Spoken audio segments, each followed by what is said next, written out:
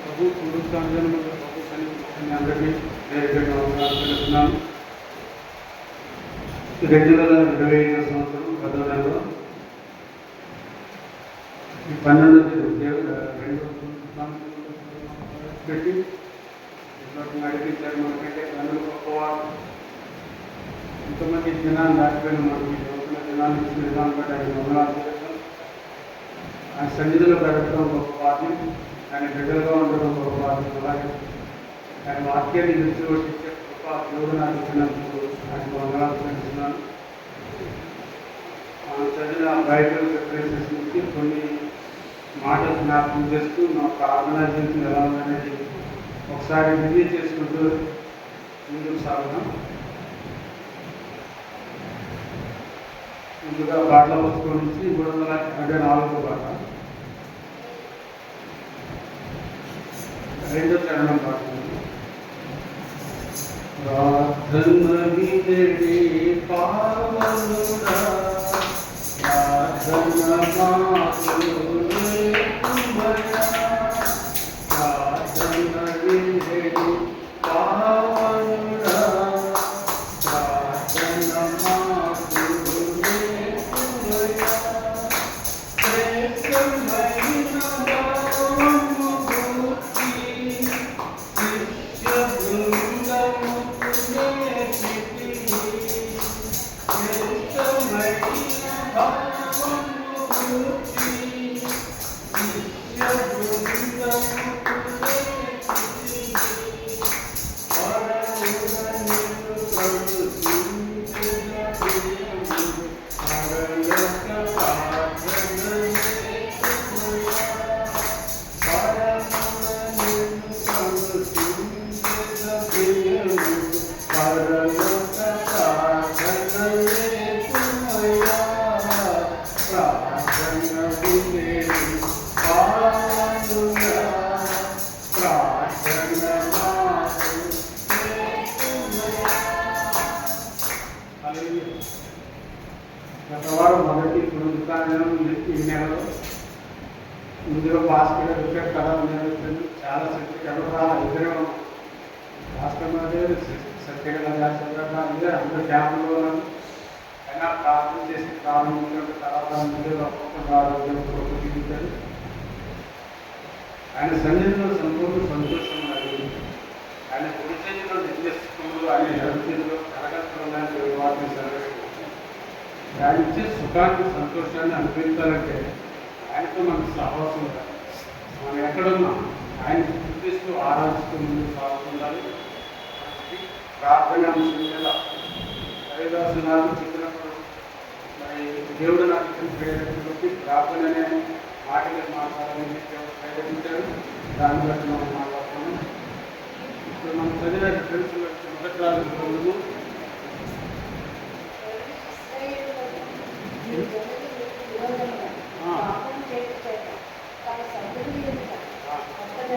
మొత్తబడి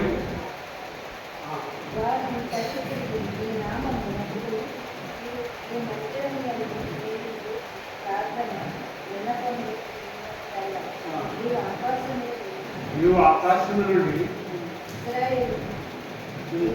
చేసిన పాపం వారి పిల్లలు ఇచ్చిన దేశంలో రాజు సులోమన్ గారు, ఇశ్రాయేల్ రాజు మొదటి రాజు సౌలు గారు, దాని తర్వాత దావీదు గారు, దాని తర్వాత ఆయన కుమారుడైన సులోమన్ గారు రాజ్యం చేస్తారు. అది అన్డివైడెడ్ ఇశ్రాయేల్ కంట్రీ అంటారు. దావీదు గారి మందిరం కట్టాలని ఎంతో ఆశపడతారు. కానీ ఈ చేతులు చాలా యుద్ధాలు తీసి అర్థం చెంది చేతులు కాబట్టి నువ్వు కాదు మీ కుమారుడి చేత నేను మందిరం కట్టించుకోగలుగుతానని దేవుడు చెప్తాడు. దాని ప్రకారం మందిరానికి కావాల్సిన ఉపకరణాలన్నీ తాడుగా సమకూరుస్తారు. బంగారం, వెండి అనేకమైన ఆయన మందిరం కడతారు. 7 సంవత్సరాలు కడతా మందిరం కట్టాలి. దాని వైభవం చాలా బాగుంటుంది. మనం చదివితే ఆ మందిరం ప్రతిష్ట రోజు సులమాన్ గారు చేసిన ప్రార్థన, ఆయన మందిరంలో కొంచెం ప్రార్థన చేసి వాళ్ళ ప్రార్థన నువ్వు ఆశిస్తావని ఆయన చెప్తున్నారు. అలాగే మనం కూడా అప్పుడు సులమాన్ గారు కట్టిన మందిరంలో కూర్చొని మనం మందిరంలో దేవుని ఆత్మ ఉంటుంది. దేవుడి సన్నిధి ఉంటుంది అని మనం నమ్మి విశ్వసించి నమ్మకంతో ప్రార్థన చేస్తే దేవుడు మన ప్రార్థన ఆలోచిస్తాడు. ఆయన ప్రార్థన ఆలోచిస్తే దేవుడు ప్రార్థన జవాబు ఇచ్చే దేవుడు. కాబట్టి మనం ప్రార్థన చేయనప్పుడు మనం ఏది అడుగుతున్నామో అది నమ్మమని దేవుడు వాక్యం సెలవుతుంది. కాబట్టి ప్రార్థన చేస్తున్నాం మనం అని మనం పొందుకున్నామని నమ్ముతూ విశ్వసిస్తూ ప్రార్థన చేయాలని సౌకర్యాన్ని మనం చేస్తున్నాం. 2వ దినవృత్తాంతాల గ్రంథము ఇక్కడ మనం చదివింది 2వ దినవృత్తాంతాలు 7:14. 7వ అధ్యాయం 14. నా పేరు పెట్టబడిన నా జనులు తమ్ము తాము తగ్గించుకొని ప్రార్థన చేసి నన్ను వెనక్కి తన చెడు మార్గాలను విడిచివేయడల ఆకాశం నుండి నేను వారి ప్రార్థన విని వారి పాపములను క్షమించి చాలా వారి చేసిన నా పేరు పెట్టబడిన నా జనులు, మనందరూ ఆయన పేరు పెట్టబడిన దేవుని పిల్లలు, దేవుని కుమార్తెలు. నా పేరు పెట్టబడిన నా జనులు తమ్ము తాము తగ్గించుకుని మనం జీవించాలండి. యేసుప్రభు తండ్రిని పరలోక రాజ్యాన్ని మహిమలో విడిచిపెట్టబడిన బాధ్యతను ఎంచుకునక రిక్తుడుగా అశక్తుడుగా సామాన్యుడిగా మన మధ్యకు వచ్చారు. దేవాది దేవుడు అంత కార్యం చూసినప్పుడు ఆయన పేరు పెట్టబడిన మనం ఇంకా ఎంత తగ్గించుకుని జీవించాలనేది మనం ఒకసారి ఆలోచిస్తాం. లోకా సువార్తలో 2 మనుషులు మనం చూస్తాం.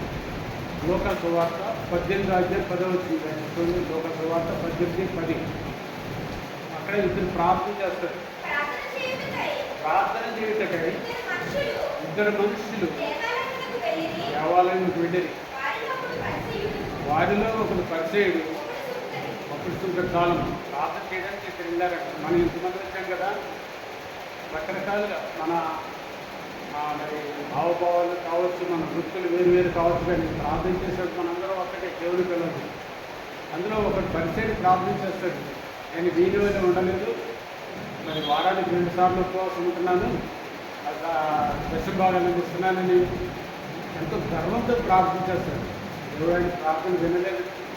సుంకరి దూరాన నిలబడి మన ఆకాశం చేతులు కన్నులెత్తడానికి కూడా ధైర్యం చాలక రొమ్ము కొట్టుకుని కొంచెం ప్రార్థన చేస్తాడు. పాప నేను నన్ను కరుణించు.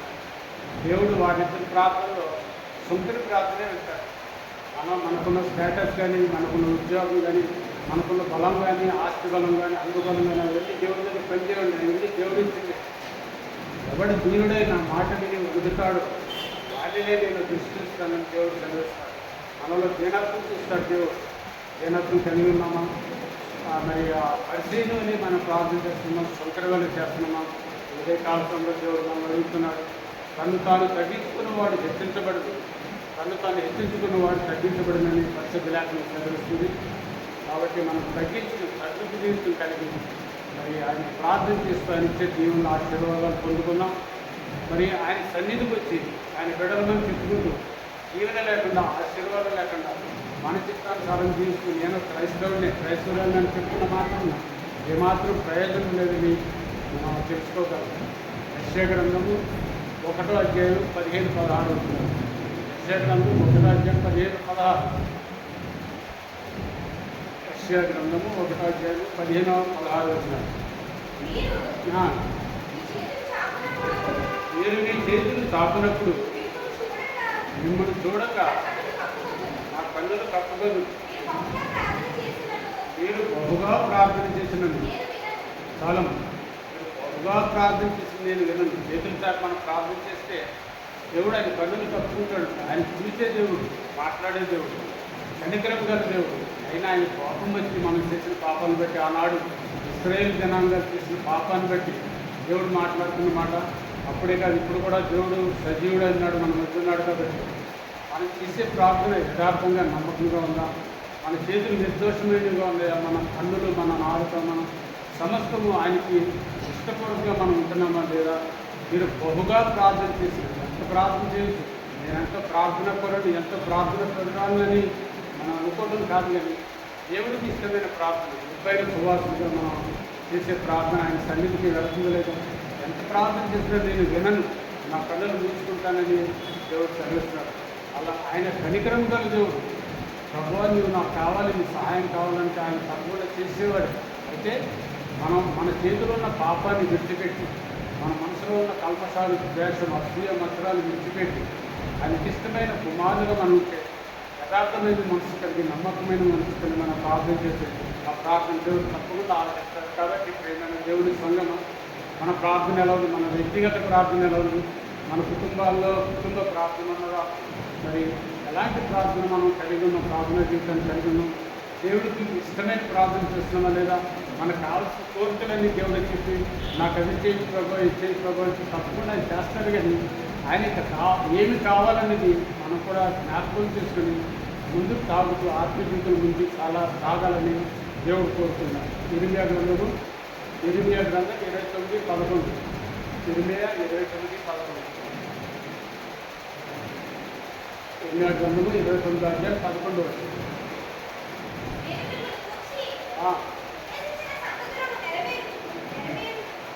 నేను మిమ్మల్ని పూర్తి ఉద్దేశించిన సంగతులు నేను ఎరుగుదును.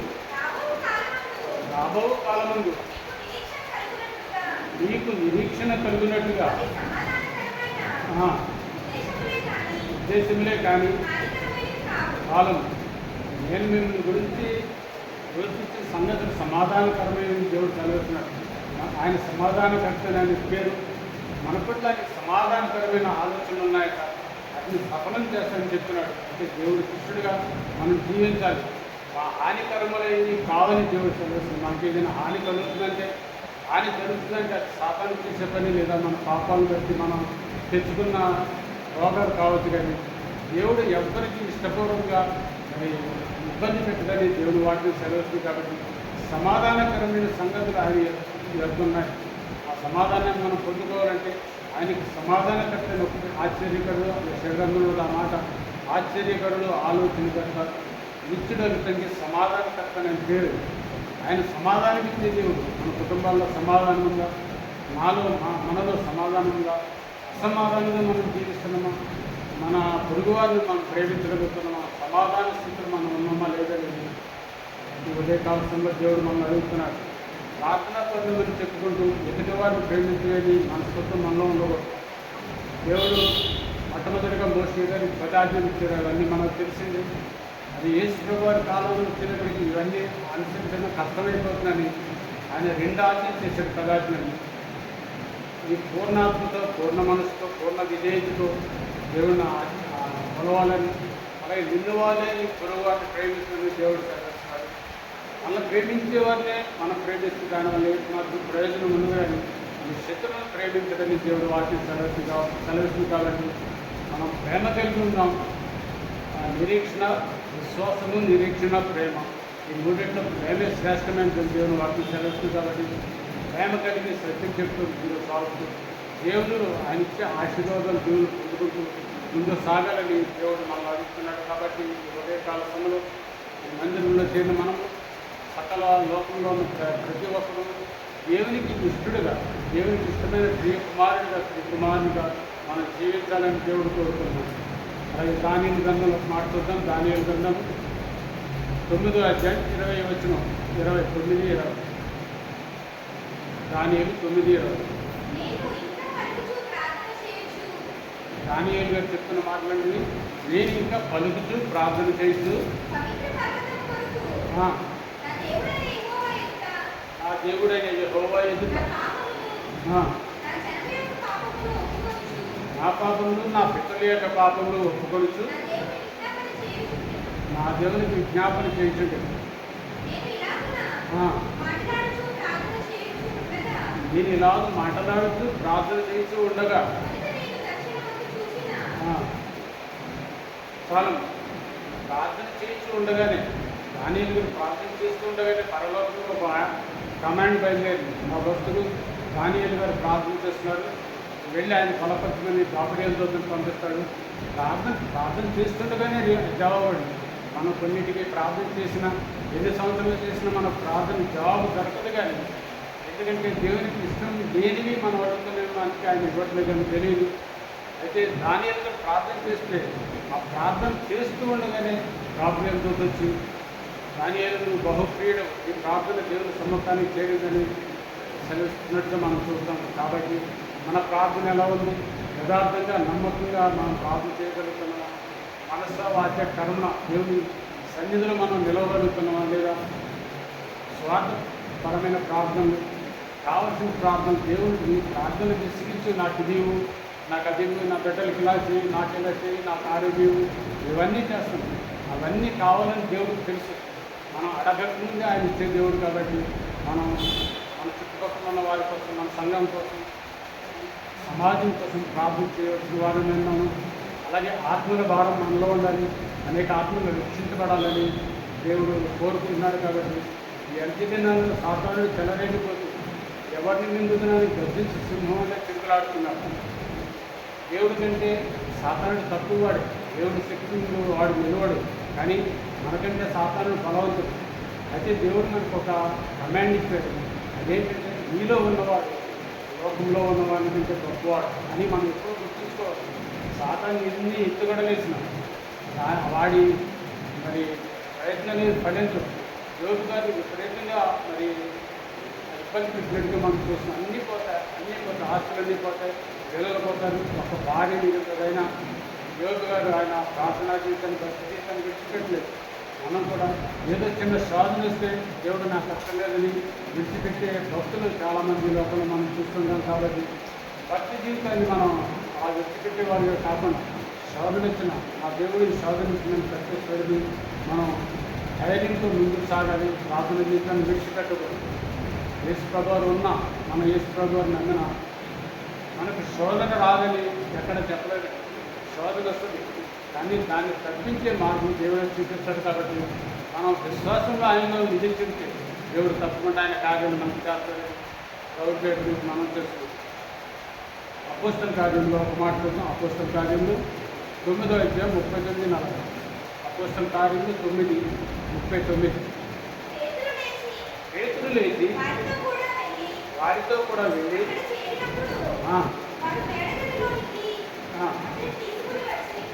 మేడగదిలోనికి అక్కడ తీసుకుని వచ్చింది.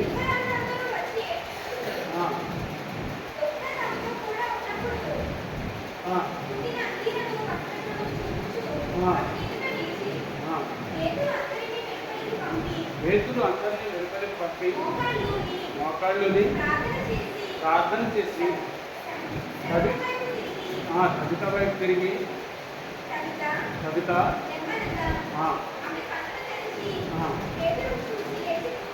చాలు. కవిత అనే ఒక స్త్రీ ఉంటుంది అపోస్తల కార్యం 9వ అధ్యాయంలో.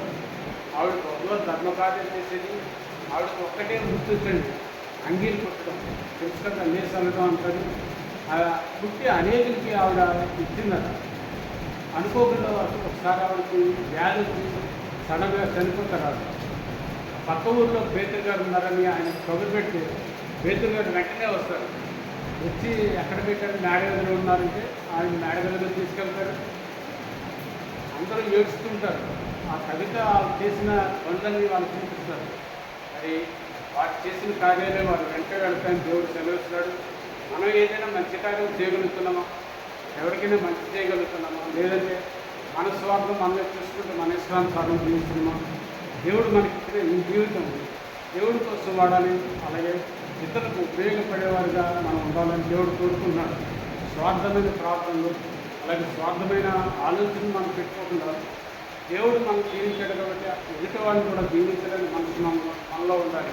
కవిత చేసిన కార్యాలు వాళ్ళందరూ వచ్చి ఎవరికి ఆమె ఏమేమి చేసిన వాళ్ళందరూ స్త్రీలందరూ వివరిస్తారు.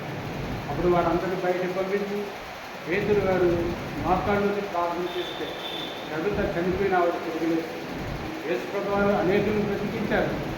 ఆయన శిష్యుల్లో కూడా పేతురు గారు మరి అలాగే పౌలు గారు కూడా ప్రత్యేకించిన సంఘటనలు ఉన్నాయి.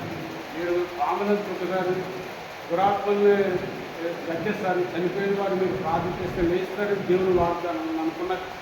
అయితే అంతటి ప్రార్థన శక్తి మనలో ఉండాలి. దేవుడితో మీకున్న సహవాసం ఎంతనేది ఏమి తెలుసు, మీ దేవుడు తెలుసు. కాబట్టి దేవుడితో నిరంతరం ఎడతెగక ప్రార్థన జీవితం ఉండాలి.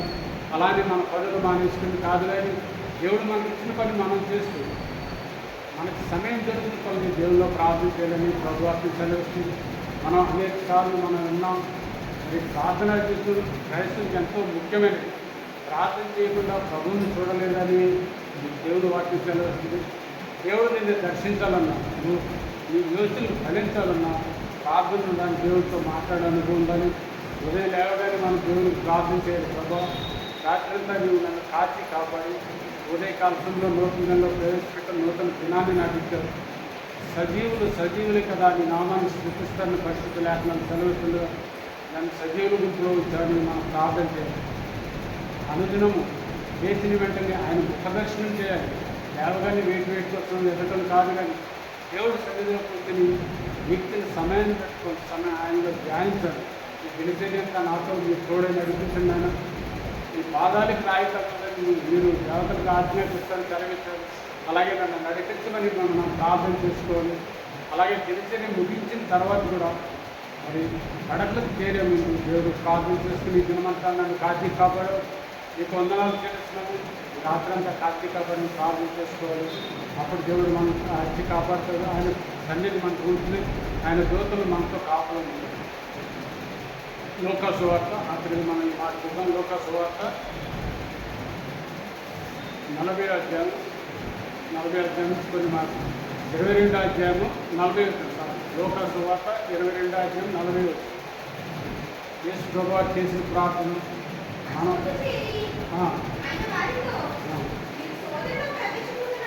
మీరు శోధనలో ప్రవేశింపకుండానట్లు ప్రార్థన చేయడని చెప్పి వారి వద్ద నుండి రాతివేత దూరం వెళ్ళి మోకాళ్ళలోని తండ్రి ఈ గిన్నె నా యొద్ద నుండి తొలగించుటకు మీ చిత్తమైతే తొలగించండి, అయినను నా ఇష్టం కాదు. చాలు, మీ చిత్తమే సృష్టించిన కాకుండా ప్రార్థన చేశారు. ప్రభువారు సిలువ వేయబడటానికి ముందు గురువారం నైట్ జరిగిన సంఘటనని ఆయన ప్రభురాజు వల్ల ఆచరించిన తర్వాత ఆయన శిష్యులతో కలిసి ఇస్కరియోతు తప్ప 11 మంది శిష్యులు ఆయనతో వెళ్తారు. ఆయన శిష్యులతో చెప్పిన మాట, మీరు శోధనలో ప్రవేశించకుండానట్లు ప్రార్థన చేయమని దేవుడు సెలవిస్తాడు. సెలవించిన తర్వాత ఒక మనిషి రాయి విసిరితే అంత దూరం ముందుకు వెళ్ళి యేసుప్రభు ఒక్కరే ప్రార్థన చేస్తారు. తండ్రి మీ చిత్తమైతే ఈ గిన్నె నా నుంచి తొలగించు అని ప్రార్థన చేస్తారు. ఆ బాధ అనుభవించబోయే ఆ శ్రమను దేవుడు జ్ఞాపకం చేసుకుని తండ్రికి ప్రార్థన చేస్తారు. యేసుప్రభు రాజు ప్రభు అయిన యేసుప్రభు వారు అవి అంతగా తగ్గించుకుని ప్రార్థన చేశారు. ఆయన చెమట రక్త బిందువులోనే కింద పడిందని లేఖనాలు సెలవుస్తున్నాయి. కాబట్టి మనం ఏదో అయిపోయిగా ప్రార్థన చేయడం కాదండి. ఏదో ప్రభావం నన్ను కాపాడే ఈ జన్మత కాపాడు ఆ ప్రార్థన కాదు, కానీ లోతైన ప్రార్థన మనలో ఉండాలి. రైతులుగా దేవుడు చెప్తారు, మీ పడవ కొంచెం లోతుగా నడిపించింది, మన పరిస్థితి ఎంత లోతుగా ఉందని మనం తెలుసుకున్నాం. దేవుడు చేసిన ప్రార్థన ఈ చిత్తమైతే ఈ గిన్నె నా దగ్గర నుంచి తొలగించి మరి తొలగించలేదు. దేవుడు ఆ శ్రమలో అనిపించడానికి యేసుప్రభు వారిగా ఈ లోకానికి ఆయన పంపించాడు. ఆ శ్రమాన్ని సహించాడు. ఆయన కళ్ళకు గంటలు కట్టి పిడుగుద్దులు గుద్ది మొహం మీద ఉల్లి వేసి యూదుల రాజా ప్రవచించమని ఎగతాళి చేశారు, వేడి చేశారు, అపాయించారు, అరచేతులతో కొట్టారు. ఆ కళ్ళతో నేను చేసిన పాపాన్ని బట్టి, ఆ తలంపుల్లో నా ఊహలతో ఉద్దేశంతో నేను చేసిన పాపాన్ని బట్టి ఆయన తలక ముళ్ళ కిరీటం పెట్టి బలమైన ముందుతో కిరీటం చేసి అన్ని తల మీద పెట్టారు. యమన రక్తం చెవున చిందింది. 39 కొరడా దెబ్బలతో ఆయన దేహం తాళ్లకు దున్నబడింది. ఆయనలో ఏ పాపం లేదు, ఏ దోషం లేదు. నా పాపం నిమిత్తం, మీ పాపం నిమిత్తం ఆయన అన్ని శ్రమలు అనుభవించి చెరువులో మృతుడై మృత్యుంజయుడై 3వ దినాన్ని లేచి సజీవులు ఎక్కడ ఉన్నాడు. నేడు కూడా ఆయన సజీవుడు ఉన్నాడు. కాబట్టి ప్రియమైన దేవుడు, సంగమ దేవుడు బిడ్డలాగా మనం యేసుప్రభు వారు బిడ్డలమని చెప్తున్నాం. దేవుడు చెప్తున్నాడు, నేను పరిశుద్ధుడనే ఉన్నలాగున మీరును సమస్త విషయంలో పరిశుద్ధులే ఉందని. మన దేహాన్ని పరిశుద్ధంగా కాపాడుకోవాలి. మీ దేహము దేవుడిచ్చిన ఆలయమని మీరు గుర్తుగా అని దేవుడు సెలవిస్తున్నాడు. మన దేహాన్ని సజీవమైన యాగం వలె ఆయన సమర్పించాలని దేవుడు కోరుకుంటున్నాడు. కాబట్టి అలాంటి ప్రార్థన జీవితం మనకుందాం. అలాగే మన ఆత్మను నిష్కల్మషంగా మనం కాపాడుకోగలుగుతున్నాము. మన మనసు పరిశుద్ధంగా ఉందో, యథార్థంగా ఉందో ఈ ఉదయకాల సమయంలో దేవుడు అడుగుతున్నాడు. కాబట్టి మన ప్రార్థన జీవితం, మన భక్తి జీవితం ఎలా ఉందని ఇంకా బైబిల్ అనేకులు ప్రార్థన చేశారు, వారి ప్రార్థన జవాబు ఇసుకే ప్రార్థన చేశారు, ఆశ ప్రార్థన చేశారు, వాళ్ళందరూ ప్రార్థన జవాబు పొందుతున్నారు. మన ప్రార్థన కూడా జవాబు రావాలంటే మనం యథార్థమైన మనసు కలిగి నా పేరు పెట్టబడి నా జనులు తమ తగ్గించుకుని మరి ప్రార్థన చేసిన వారు ప్రార్థన ఆలోచిస్తానన్నారు. ఇప్పుడు మనం చదివిన కీర్తన భాగం 99వ కీర్తన 5-6 వచ్చినారు. ఇప్పుడు మనం చదివింది 99, 5, 6. 99వ కీర్తన 5-6.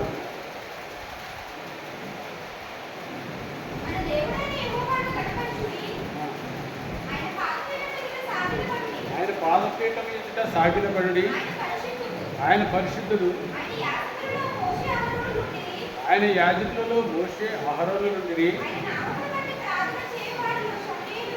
చాలా ఆయన నామమును బట్టి ప్రార్థన చేయవలసిన సమయాలు ఉండాలి. ఆ ప్రార్థనా దూతలో మనం కూడా ఉండాలి. సమయాలు ఉండాలి మంచిది. ఆయన ప్రార్థన చేసి ఏదైతే అడిగితే దేవుడు అది ఇచ్చాడు. మనం కూడా ఏది అడిగితే అది పొందుకోవాలంటే ఆ ప్రార్థన సహాసం మనం కలిగి ఉండాలి. మరి ప్రార్థన వినే దేవుడు ఆయన, ప్రార్థన ఆలకించే దేవుడు. మన ప్రార్థనకి ఎన్ని జవాబులు ఇస్తున్నారో ఎన్ని ఇవ్వట్లేదు. మనం ఇప్పటికప్పుడు చెక్ చేసుకుంటూ ఉండాలి మన ఆత్మీయ జీవితాన్ని. మరి ఎవరిలో ఉంటున్నాం అనుకుంటే శాపము, అలాగే కష్టము, అవన్నీ అనుభవించుకున్నారు. సుఖజీవనంలో దొరికే సంవత్సరాలు మనం అనుభవించాలంటే దేవుడితో ఎడతగిన సహవాసం ఉండాలి. ఒకవేళ దేవుడికి శ్రమలు అనుభవిస్తే వాటిని తట్టుకునే శక్తి కూడా మనకు ఉండాలి. ఆత్మీయ మనోనిగ్రహం మనం కలిగి ఉండాలి.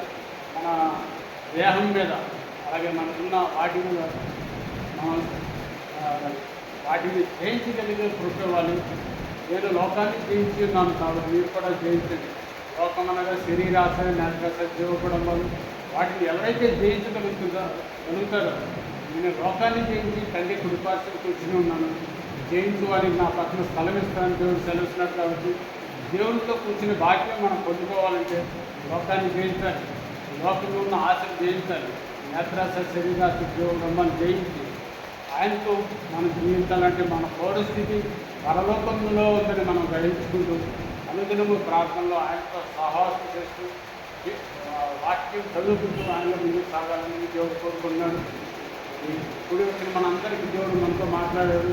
ఆయన వారి దేవుడు జ్ఞాపకం చేసుకోండి. పరిశుద్ధ మాటల ద్వారా మన ఆత్మీయ జీవితాన్ని మెరుగుపరుచుకుంటూ ముందుకు సాగడం చేసే ఈ పరిశుద్ధ మాటలు జీవించగలుగుతారు.